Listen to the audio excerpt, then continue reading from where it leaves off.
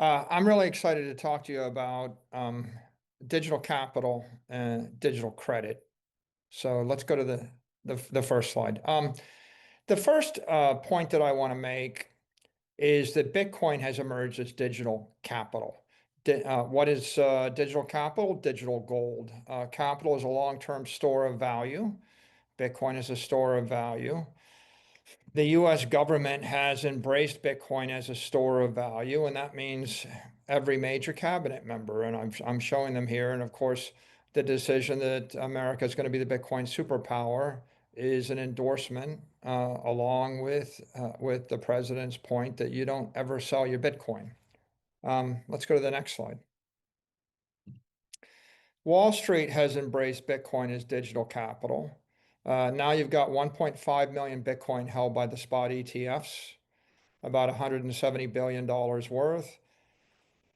The most successful ETF in the history of Wall Street is IBIT.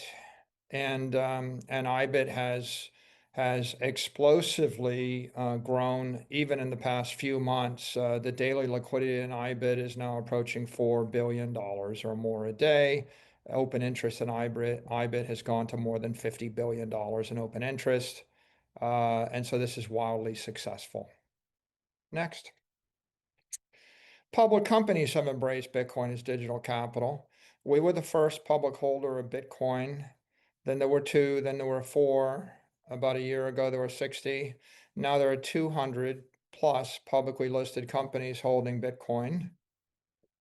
That's more than 1 million Bitcoin, and it's about 116 billion in value. I've got a few metrics here on this slide that show just the scale of the Bitcoin market. It's a $2.3 trillion market cap. It's $58 billion of daily liquidity, $76 billion in BTC open interest in the derivatives market. And it's backed by 26 gigawatts of power. That's 26 full-on nuclear reactors. And the hash rate keeps going up. We're now up to 1100 exahash. And you have 30% of all voters in the United States that are registered, of the registered voters that are crypto holders. The industry crypto is 3.9 trillion, and there's 700 million crypto users, and of course 300 million Bitcoin holders.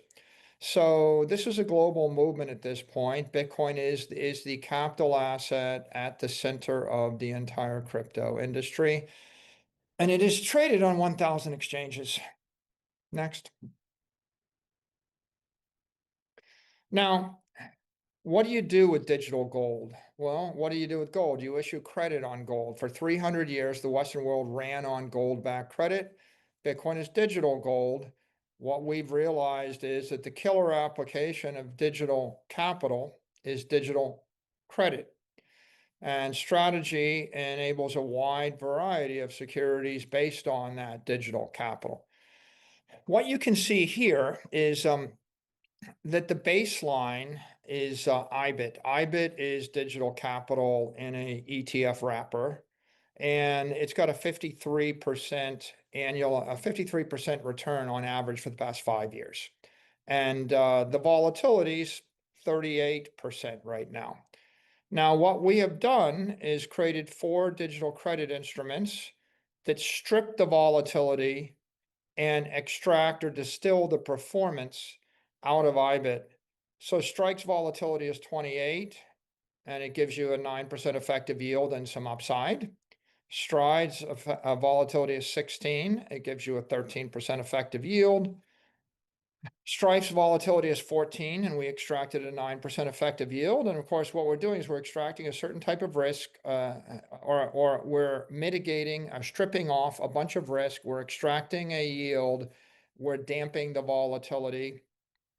And the largest piece, or the greatest piece of financial engineering we've performed, is Stretch, which has converted that 38% volatility into 8 and extracted that effective yield of 10%.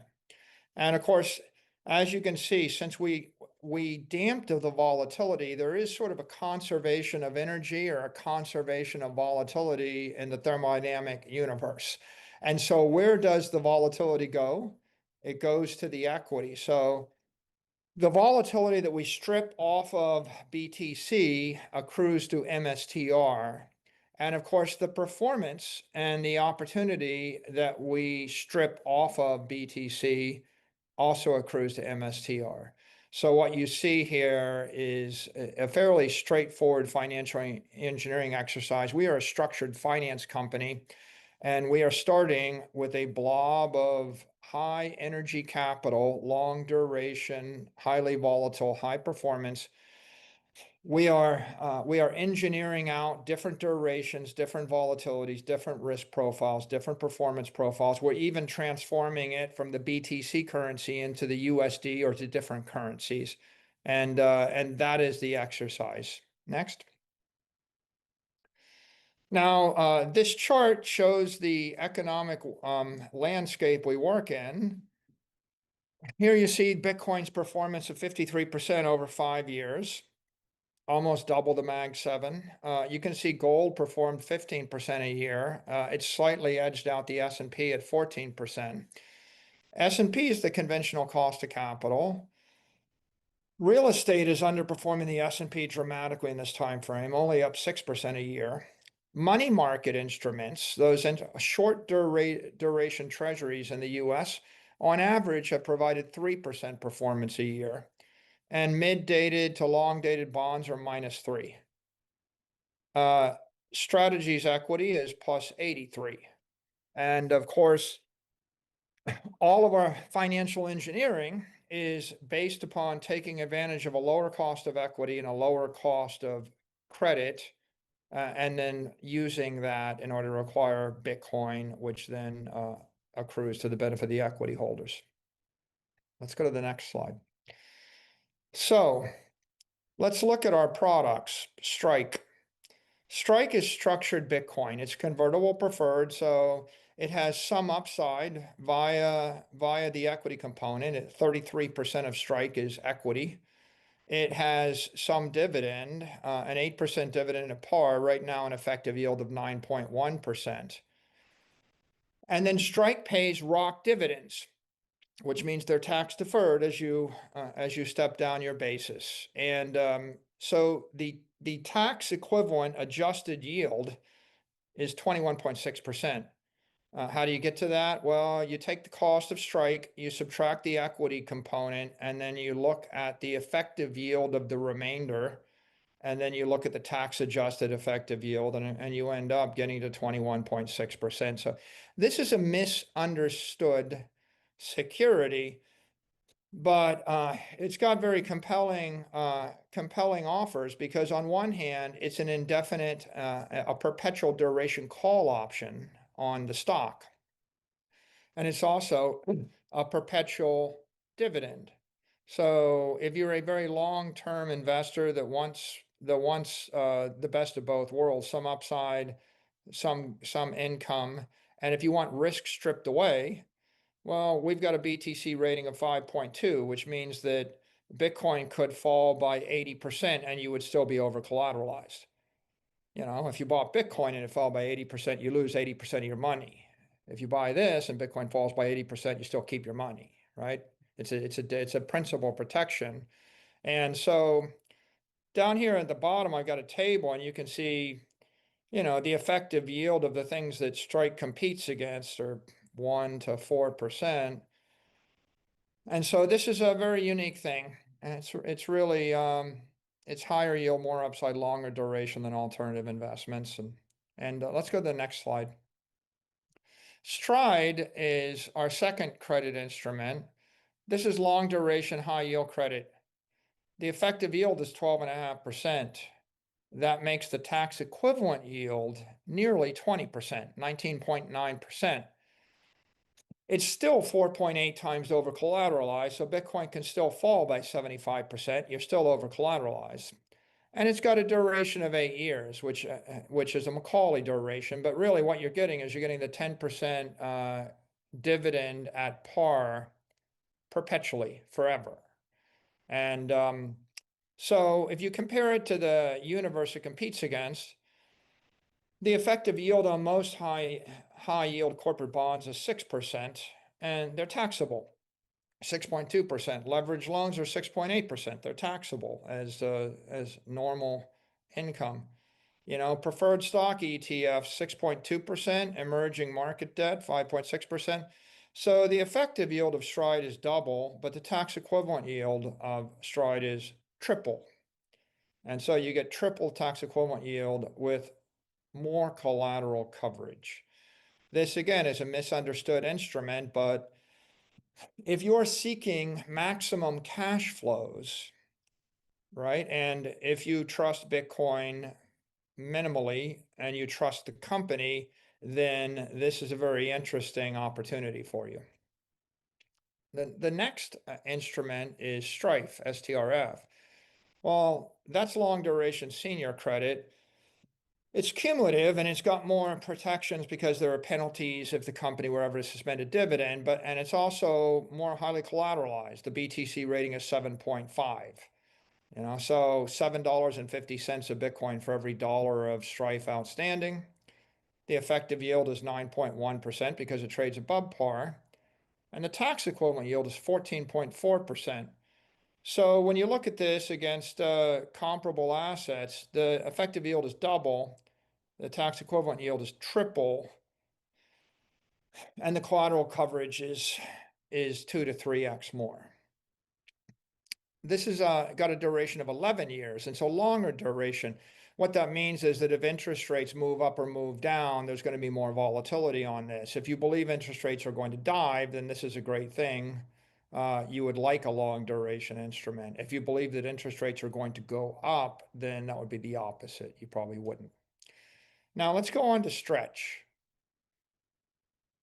Stretch is the highest degree of financial engineering we've engaged in.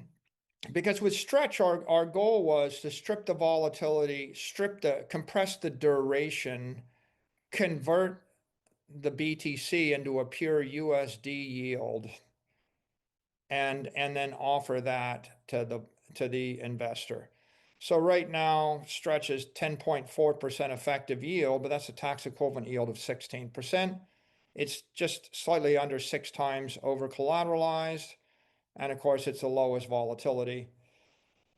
Our goal with Stretch is, we want to give everybody something that's comparable, something that's competitive with a money market that pays you 10.4% that is tax deferred. If you walk down the street and you say to someone, do you want a convertible bond? Not sure. Do you want a 20-year crypto bond? Not sure. Do you want a crypto junk bond? Not sure. Would you like a bank account that pays you 10% tax deferred? Yeah. Yeah, everybody wants a bank account that pays them 10% tax deferred, right? Why wouldn't you, right? And so this is, to be clear, it's not a bank account. It's not even a money market, but we are structuring it to compete with that source of funds. That's what we call treasury credit. It's for corporate treasurers. It's for your family treasury. It's the money that you probably need to spend in the next 12, 24, 36 months. If you didn't need the money for 4 years or more, I would say, you probably ought to go look at buying Bitcoin. If you don't need the money for a decade, you buy Bitcoin. It's a better deal. But if you need the money in 4 months or 8 months or 2 years, or you have 30% of your working capital that's stable, that's a treasury obligation. And right now, your options aren't great. So here we're offering 10.4% effective yield, but 16% tax equivalent yield. If you look at bank accounts, they yield nothing. Money markets are 4% in the US. So this is 4 times better, 4x better than the tax equivalent yield of a money market. Now you'll note it's more volatile, right? The money markets managed to get down to less than 1% or about approximately 1% volatility. We're still 8% volatility, and I think that's in some part because we're still seasoning, and so we are going to continue to work to get this volatility down below 8 to 7 to 6. We got to 5%, about a week ago. We don't know how low we can get it, but our goal is to make it the least volatile of our credit instruments. Let's go to the next slide. Fong spoke about return of capital. The point that I want to make is ROC dividends have been around. This is settled tax law since 1910. Return of capital has been around since 1910. You'll find hundreds of companies that have issued dividends that are return of capital. Um, you'll find oil pipelines, natural gas companies, real estate companies, etc.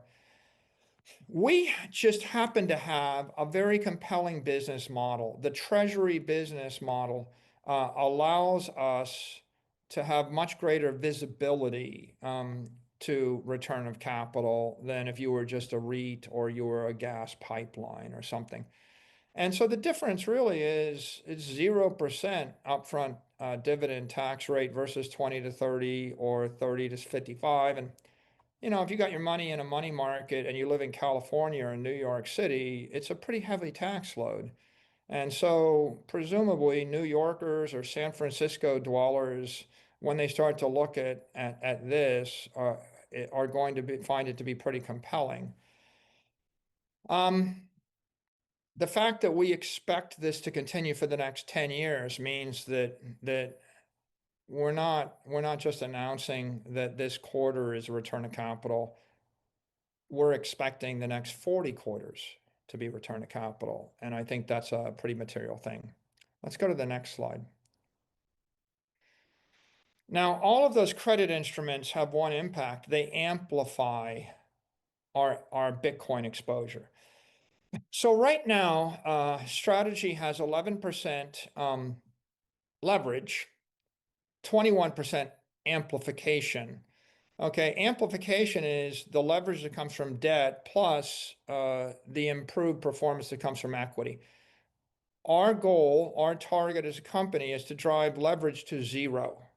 When we equitize the convertible bonds, and if we don't issue any more bonds, and we don't intend to, leverage will go from 11% to 9% to 7 to 5 to 3 to 1 to 0. So our leverage is going to zero. Our target for amplification is to drive the amplification to 30%. So we're going to drive amplification up and drive leverage down. And of course, here you can see on this chart, if we run at a 30% amplification level, what naturally happens is your 200,000 Satoshis per share become 560,000 Satoshis per share over 10 years. That's a BTC factor of 2.8. That means that we actually perform 2.8 times better than an ETF. That is the source of the premium and the equity. That is the value that's being created by the digital treasury model. And of course, the value creation is a function of the amplification. When you increase leverage, you increase risk. But when you increase amplification, you just increase value creation. So if we get to 30% amplification, then we may very well go to 35 or 40% amplification because we're doing it with digital credit, and digital credit doesn't have the risk profile of debt. Let's go to the next slide. We are at a historic point. We're kind of at an inflection point, we believe. Our multiple to NAV, MNAV, has been trending down and has been trending down over time as the Bitcoin asset class matures, as the volatility decreases. The volatility, by the way, is decreasing in part because of the growth of companies like ours, the maturation of the Bitcoin treasury industry. It's decreasing because of the success of IBIT. It's decreasing because the derivatives market onshore has grown dramatically. The derivatives market in IBIT has gone from 10 billion to 50 billion. And so people are using those derivatives to damp volatility, and that's very good for the asset class. It's very good for the industry. In the near term, it's resulted probably in some pressure on our MNAV, but we think that over time, as the credit investors start to understand the appeal of digital credit, they're going to want to buy more, and we're going to sell more and issue more credit. And as the equity investors start to appreciate the uniqueness of the Bitcoin treasury model, and especially the uniqueness of our company and our ability to issue digital credit worldwide at scale, we think that that's going to drive an appreciation of the equity. Next slide. Why am I so enthusiastic about digital credit? Well, there are 7 innovations in digital credit that make it better than traditional credit. So I'm going to take you through the 7 things. First of all, traditional credit, like a mortgage, well, it's built on a depreciating house or a depreciating warehouse, or traditional credit. It's built on collateral that's a depreciating asset, a bunch of fiat currency, a corporate product, a corporate service, a corporate warehouse, a bunch of hardware, a data center full of NVIDIA chips that are depreciating with a 4-year useful life. That is collateral, which is collapsing. It makes it hard to pay a higher yield when you have depreciating asset. But our collateral is Bitcoin, is digital capital, and Bitcoin is an appreciating asset. So whereas $10 billion of warehouses are most valuable the day they're built, $10 billion of Bitcoin is only going to get more valuable, not less valuable. And so that digital capital is the first big innovation.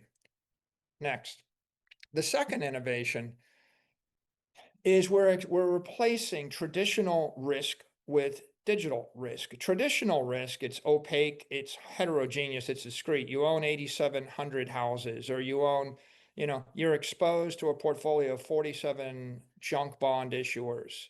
And maybe they're fine, but then there's a tariff, or there's a trade war, or there's a competitive change. Or maybe there's a strike, or maybe an airplane crashes, or there's a COVID lockdown.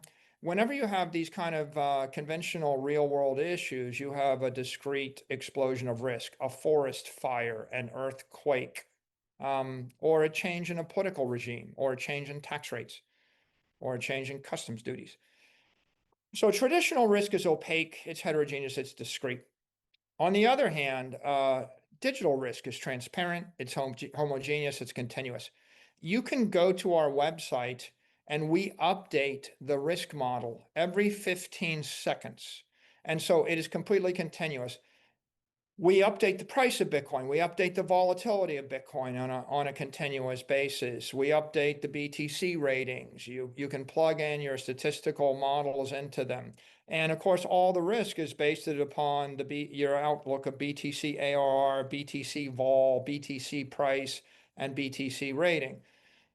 So digital risk is something where you don't have to wait for a year for a credit rating agency to publish a new report to tell you whether your favorite airline or your favorite, restaurant chain is riskier or less risky.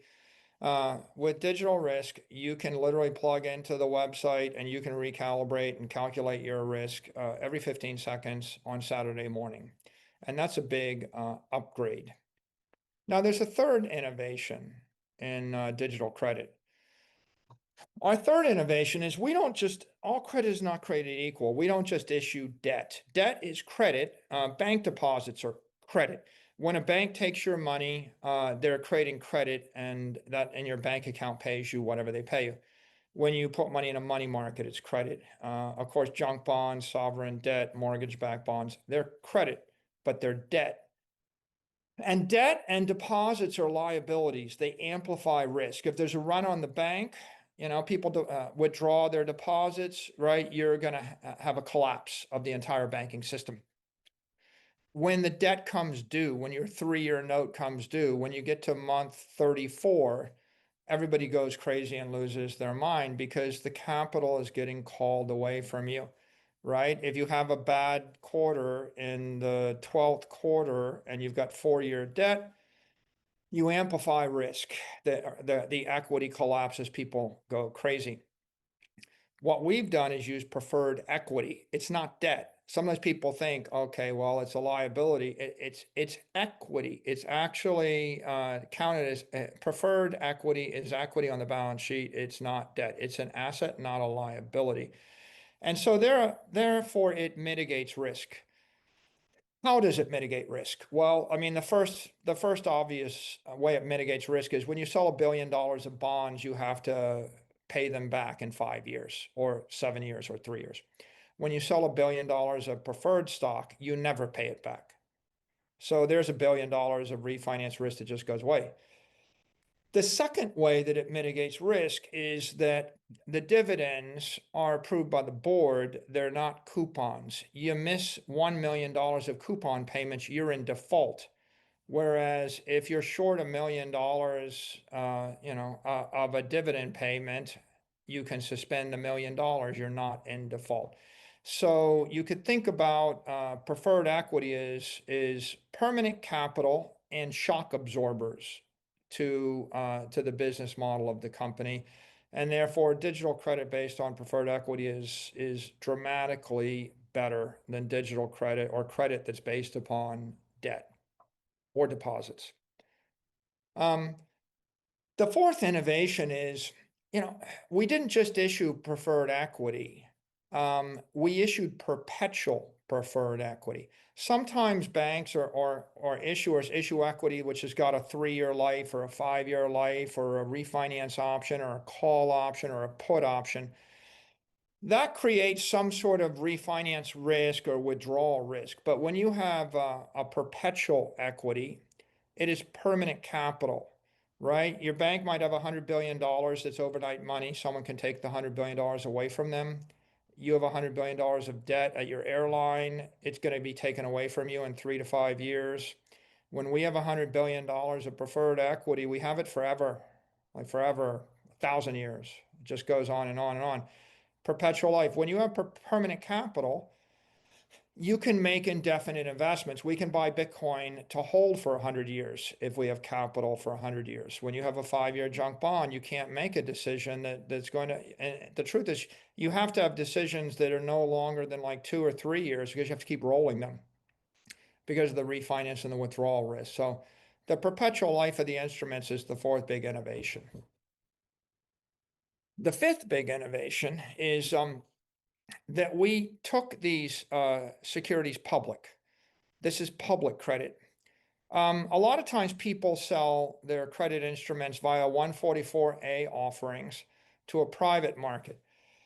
It's like I sold it to 50 investors and they're traded over the counter. Those are illiquid. They're unbranded. Can anybody name the 17th tranche of bank credit sold by, one of the large banks in the US? They have CUSIP numbers. They're traded on Bloomberg's between 37 counterparties, and they all know each other.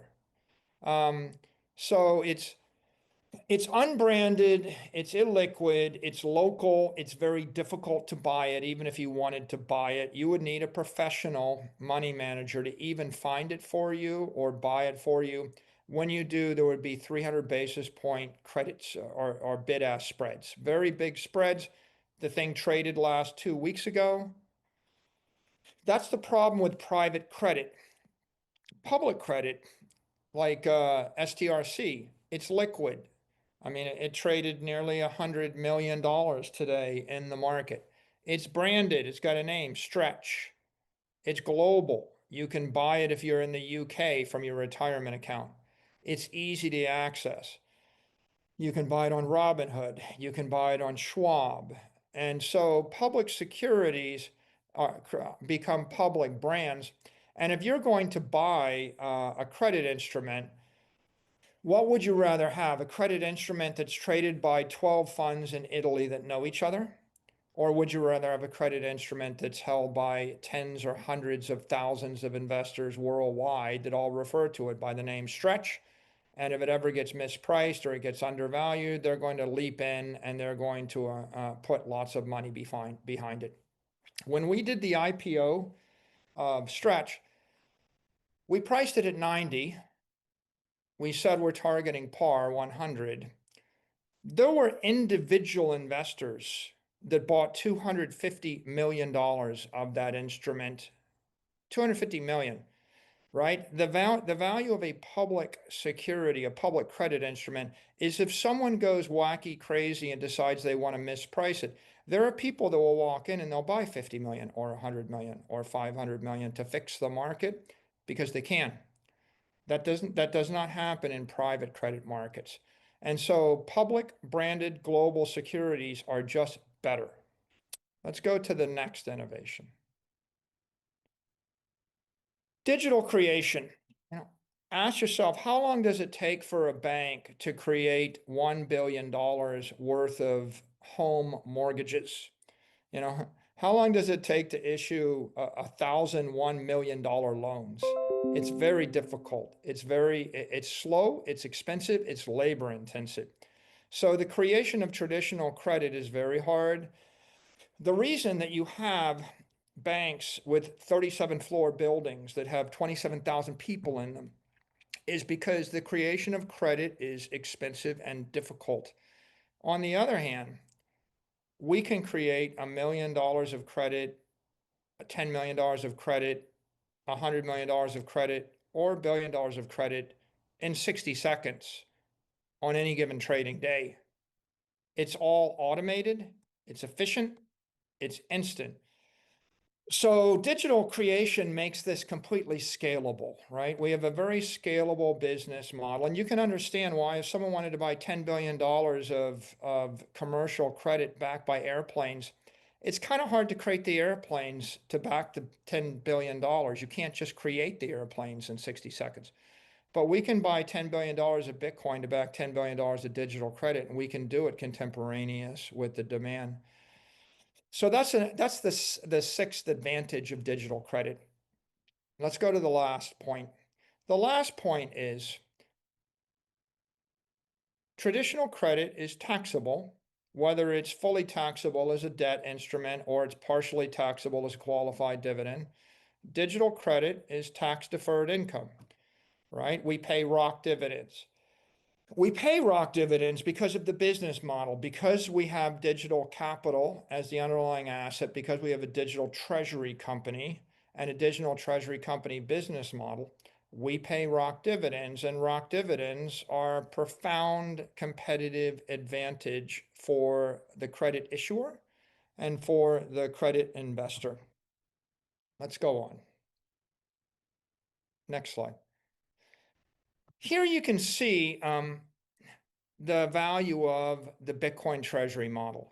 We have created a flywheel. It's a scalable, tax-efficient, fixed income generator.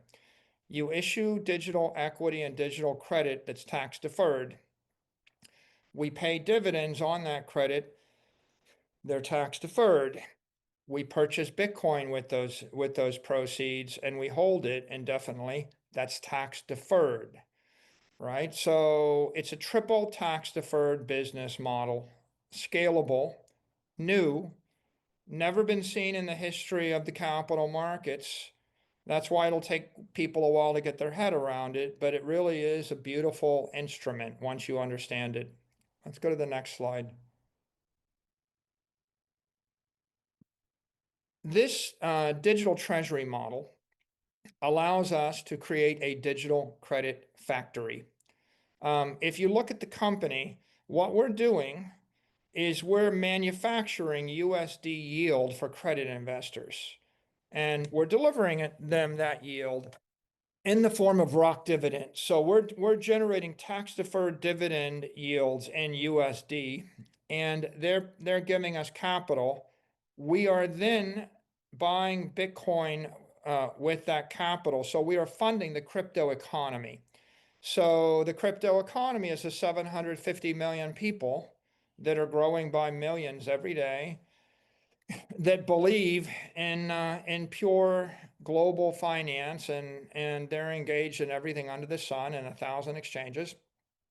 So we fund that economy, and they return to us Bitcoin, and Bitcoin is 1/21 millionth of all of the capital in that economy.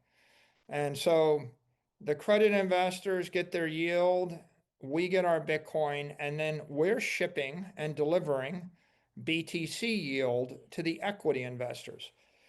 So the equity investors want to outperform Bitcoin, and so the equity investors get amplified BTC exposure, which you can quantify via BTC yield.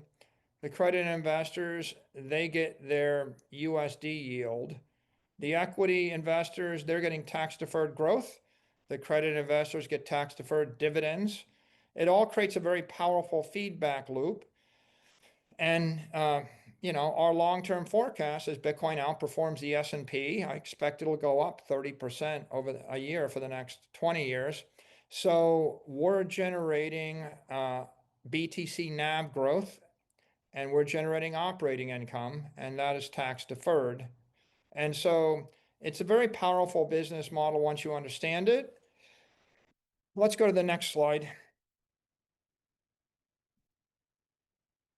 If you want to quantify ROC dividends a little bit better, if you actually have $100 instrument, $100 credit instrument that pays you 10% at par, if you reinvest those dividends every quarter, and it's a taxable dividend, or it's a taxable coupon at 37% tax rate, and that's what a bond would be, or a money market, or a corporate bond, or a junk bond, you're going to have $187 at the end of the 10 years. If you get that payment in a qualified dividend and you pay a 20% tax rate, you're going to have $221 at the end of the 10 years, so it's 18% more. And of course, if you receive those dividends as ROC dividends and reinvest the ROC dividends every quarter for 10 years, you're going to end up with $269 at the end of the period, and that's 44% more. So clearly, ROC dividends are compelling for the investor, and they get more compelling as you live in a higher tax jurisdiction. And as the tax rates go up, they get even more compelling. Let's go to the next slide. So digital credit opportunities, how do you break this down? Next. This is Stretch versus every other credit instrument in the United States on average. What you can see is Stretch is offering 16.5% tax equivalent yield. The hottest thing in traditional credit is private credit. It's 7.6%. Investment grade bonds 4.7, money markets 4.1, commercial paper 3.9, your bank account 40 basis points. So what you can see is Stretch is offering more than double, anything in the traditional credit market, but it looks sort of like 4 times better in the US. Let's think about all the digital credit instruments. What you see here is that digital credit is simply superior to conventional credit. Like the worst instrument or the lowest yielding instrument we have, STRF, STRF, it's got a tax equivalent yield of 14.4. It's double the best thing in the traditional credit market. Stretch is quadruple. Stride is 5 times, what you'll get from a money market. And Strike is even higher after you adjust for the equity component. So you can see these numbers are off the charts, and it's going to take a while for credit investors and for the market in general to adjust and digest this. But we believe that digital credit is the killer app of digital capital. And we believe that the most compelling business model is a digital treasury company built on digital capital issuing digital credit. And this chart shows you why. Now, this is the US. The US has the highest risk-free rates in the Western world. So let's look at the next chart. What I'm showing you here is the stretch rate. It's our short duration, sort of 1 month adjusting credit instrument versus the 1 month rate for the US dollar. And then let's look at at the currency in Australia, it's 3.5%. Canadian 1 month rate is 2.7%. Korean won 2.5. European 1.9 and falling. Singapore 1.4, JPY. The yen is 50 basis points, and the Swiss franc is negative. So what you might take away from this is that we have an opportunity, not just in the US, but in the Middle East, in Great Britain, in Australia, in Canada, in Korea, and everywhere in Europe, in Singapore, in Japan, and in Switzerland. And we're studying each of these markets, and we're thinking very hard because we can create a digital credit instrument in Great British pounds or in Canadian or in euros or in or in Swiss francs. So we create the currency we want, we put the appropriate amount of risk on it, we strip away the duration, and then we start selling pure yield. That is the compelling use case. And so are we on a mission? Yeah, we're on a mission. We're on a mission to basically give everybody a bank account that yields 10%. Or in this case, a money market that yields 16.5% tax equivalent, right? We want to change people's view toward money, change their view toward credit, and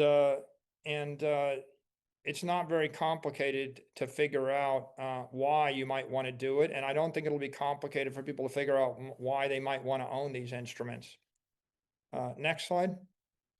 So let me just end with an observation. We're in the business of creating digital equity by harnessing digital capital and using the digital capital to create digital credit instruments. So the equity, MSTR, is digital equity. If you want amplified BTC, because you kind of want enhanced exposure to digital capital and you want exposure to digital credit, then you would buy the equity. The price you'll pay is 62 vol. It'll be very volatile. Now, the next option you have is Bitcoin. And so let's look at that. If what you want is to strip away the counterparty risk and the currency risk, right? And you want a long-term store of value, you don't buy the equity, you buy BTC, and that's 42 vol. Now, what if you want a mixture of upside and quarterly income? You would buy Strike, 28 vol. If you just want to maximize your cash flows, then you would buy STRD, 16 vol. And if your idea is you want the highest seniority and the greatest degree of investor protection, then you would go to STRF and you get a lower vol, 14 vol. And then the final option, of course, is if you're looking for stability, simplicity, and minimal volatility, you go to a treasury credit instrument, which is STRC, stretch. And when you put all these things on the same chart, I think it becomes pretty clear what we're doing and why we're doing it. And every one of these instruments is aimed at a different type of investor. We couldn't create the credit without the equity and without the capital. And of course, they're all reflexive, right? The more credit we sell, the better it is for BTC and for the equity. And, and as the equity appreciates, that's good for the credit and that's good for BTC. And as Bitcoin appreciates, that's good for the credit, that's good for the equity. So it's a very elegant business. We're very blessed, and we feel honored to have the opportunity, and couldn't be more excited about it. Let's go to the next slide. So what I would say here is, if you're not sure what you want, and you've listened to me so far, then you want stretch. Right? For those people that aren't sure what they think about Bitcoin or how they feel about the company or digital credit or anything, right? The simplest idea is 10.5% dividends paid monthly for those who like money.